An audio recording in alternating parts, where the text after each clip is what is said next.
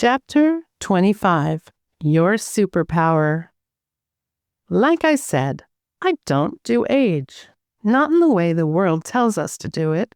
Not in the way it's been encoded into society as a countdown clock, a ticking expiration label, a slow march into irrelevance and decay. I refuse to subscribe to that story. Part of that is because time itself is a false construct. One of the great engineered illusions used to control perception and limit possibility. They've programmed us to believe in time not as a flowing rhythm, but as a hard boundary, a cage, a death sentence wrapped in calendar paper. My first act of rebellion was simple. Trick myself out of the system. I stopped mentally participating in time. I quit the age game. I refused the script. I chose deliberately not to assign meaning to a number that was never mine to begin with. Because here's the trap. When people say they're going to get old and sick and die and get dementia just like everyone else, they do. That's exactly what happens. They live out the program. In my family, we never bought into that. We opted out. We recognized the programming for what it was. A lie, a spell, a projection. If you want to unleash your superpowers, start here. Do not let your body buy into the age story. That's step 1. Then go deeper. Step 2 is where the shift really begins. Step 2 is where you consciously believe, with every cell and every breath, that you are 22 in mind, body, and spirit, or 33, or timeless, or 108. Whatever number feels vibrationally true for you, not the number they handed you at birth and told you to carry like a stone. Because your body listens to your belief. Your cells believe your inner monologue. Thought is command. Refuse the timeline. I never felt like I aged in my 30s or 40s. Honestly, I never felt it. It didn't occur to me to feel it. It didn't stick. Now, I'm not saying I look like I'm 22. I hope I do. But that's not the point. I do know that when I get pressed to reveal my so-called real age, the reactions are, let's just say, surprising. There is real truth to the old adage, you are what you think. I've thought myself outside the lines they gave me. Through some combination of inherited wisdom, deep soul memory, and rebellious instinct, I've mostly mastered the understanding that the age progression program here on Earth has nothing to do with who I am. It's not part of my blueprint. Now, do I fall into it sometimes? Sure, we all do. The system is pervasive. Most of the time I ignore it and don't feed it. Jane says, that is so unique. I've never heard of another person from such a young age choosing not to engage in any age dialogue. To not know your age when you were young is extraordinary. I say, I have to credit my mom for that, and also I think my weird relationship with time itself. You know how I can't do time zones very well?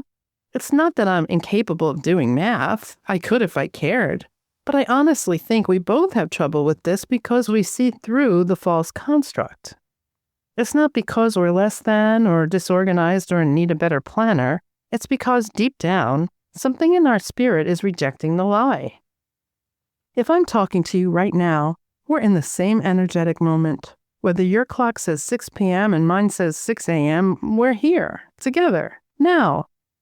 So what's with the mechanical labels?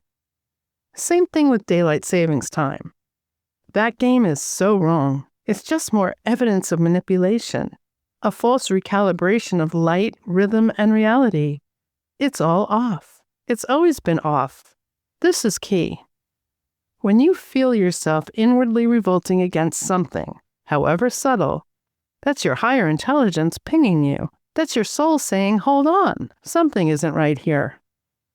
That's how I felt about age. I didn't resonate with it. I couldn't embody it. I didn't see why I had to grow old, get sick, and deteriorate because someone else did or because that's what the numbers said. I don't take poisons into my body. I don't follow medical dogma. I don't let white coats define me. I sure as hell don't let numbers tell me how to feel. Once you start down the road of tests and specialists, they'll have you believing all kinds of terrible things. They'll hand you diagnoses you never asked for. They'll name things into existence that would have healed on their own.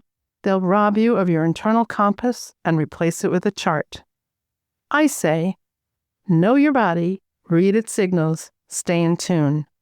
Don't take pills that numb the wisdom. Your superpowers live in your discernment. You cannot discern truth from programming if your senses have been hijacked. Start where it counts. Unplug their timeline, reclaim your biological integrity, choose the age your soul agrees with.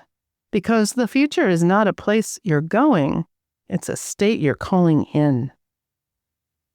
Reject the spell. Many friends who've had to deal with cancer have been handed horrifying prognoses by medical professionals who, perhaps unknowingly, cast spells with their words. The worst thing a doctor can do is stand at your bedside and deliver a death sentence in the form of a clinical prediction. The first task then becomes spiritual triage. Don't absorb the prognosis into your cells. Remember Dr. Emoto's water experiments. You are mostly water. Your body is listening. If someone tells you you have a 90% chance of dying in the next 3 months, your cells don't know they're supposed to resist that idea. They take it in. If someone says, we'll put you on chemotherapy, but you're probably going to die anyway, and you believe it, even just a sliver of it, that vibration infiltrates your field. That's why I've never, ever wanted to tell anyone my age. Every time you say it, every time you let it live in your mouth, your body hears it. Your body starts to believe the associations the world has given that number. No matter how hard you try to mentally override it, those associations sweep in. They activate the program. I've done age experiments, not just on myself, but with my pets. I lived in South Florida for a while, surrounded by a community of older people who adored dogs. I had this little fluffy white guy everyone loved to coo over. They'd ask, "Oh, how old is your dog?" I'd always say, "He's 2. The following years, I was still giving the same answer. "He's 2. Eventually someone would say, "Didn't you say that last time and maybe the year before?" Yes, because I didn't want my dog to think he was old. You can say what you want, but animals understand. Maybe not the literal words, but the meaning, the intent, the energetic message. They get it. They absorb the vibe behind your words. They feel it when somebody leans down and says, "Oh, you poor old thing. Is your eyesight going now?" And guess what? My dog's eyesight never did go, even when he was older. I don't want my animal's cells hearing that kind of prognosis. I had another dog who lived to 18, and I swear to you, she still thought she was a puppy because we always said to her, "You're a puppy."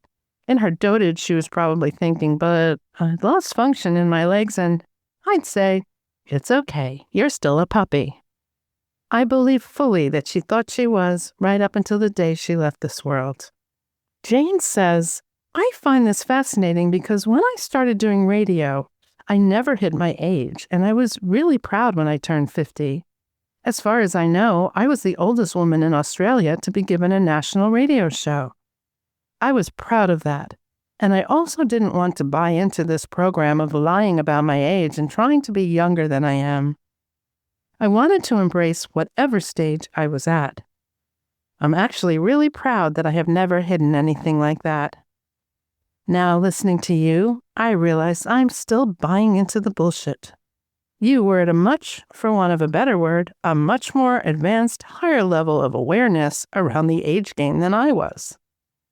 I say, maybe I am just more stubborn. There was a moment in time where I stood on the precipice, thinking, look, I have quite a number of ambitions that I'm going to fulfill in the latter part of my life. Maybe it is a good idea to state my age publicly to be an example to other women. The more I thought about it, the clearer it became that, at least for me, the better example would be to defy age entirely. Not talk about it, not identify with it, not submit to the illusion. I realized that if I could embody it, if I could actually live it, then that would be the revolution. Obviously, we're all working on different aspects of ourselves, and I haven't perfected this. But this is what I choose to do. The Grace Rebellion. Jane says, I wanted to talk about grace because over the last 3, nearly 4 years, we've watched a lot of lack of grace, a lot of hostility from all sorts of people, a lack of respect of allowing others' points of view. I think that grace has a big role to play in the coming years. You are very gracious. I've watched you in millions of Zoom meetings and varying conversations, and you are the queen of grace. I say, thank you for saying that. My mom taught me about grace. She's a very gracious individual. We would talk about it at the dinner table, this idea of grace as a kind of inner nobility. We'd notice when people in our lives lacked it. We'd ask, why are they so rude, so aggressive, so unkind? Graciousness, I believe, is allowing someone else to have their opinion without feeling the need to overpower them. Even when you know more than they do, even when you see how incomplete their understanding is, you can either gently offer more context or gracefully step away. It's about courtesy, kindness. You don't attack people. You don't put people down. You allow them to exist. You honor them, not because they've earned it, but because they're human. Humans deserve honor, even when they're still figuring things out. Maybe they're not offering their light in the way you would. Maybe they haven't developed the kind of awareness you prioritize. However, if you can show grace in those moments, make them feel seen or appreciated, you change the energy of the room. Now let's be clear. I'm not talking about the outdated dynamics where women were trained to make everyone else feel good at the expense of themselves. That's not grace, that's codependence, and it's done. What I'm talking about is intentional elevation, creating a moment where someone feels better about themselves because you saw something in them and named it. Not empty compliments, not, oh, what a pretty red dress. Instead, offer something true, like how they wear that red dress, how they hold their ground, how they show up. When you do that, when you notice something authentic in another person, it becomes a magical moment. Jane says, that, ladies and gentlemen, is the example of somebody who's done the work, who isn't being triggered, who doesn't need to be heard, seen, felt as the smartest person in the room, even if they are on a particular topic. That is grace. I say, wow, thank you. Jane says, that really is. You're not triggered. Most people are triggered with, hang on, I don't agree with that, and I need to be heard and seen and felt and validated, and I need to convince you all because the world's going to end and blah, blah, blah, blah. You're just not buying into any of it. You are vibrationally operating at a very high level where you've gone beyond these things.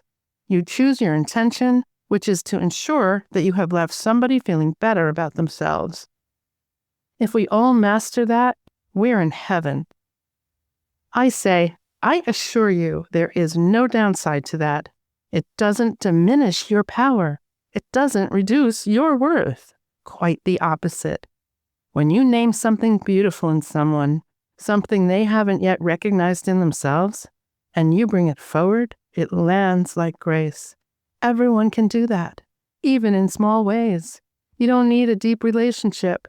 You can create a micro moment with someone in passing. A checkout clerk, a delivery driver, a stranger in a parking lot. A sincere thank you. A real point of presence. It changes everything. Thank you for listening to this excerpt.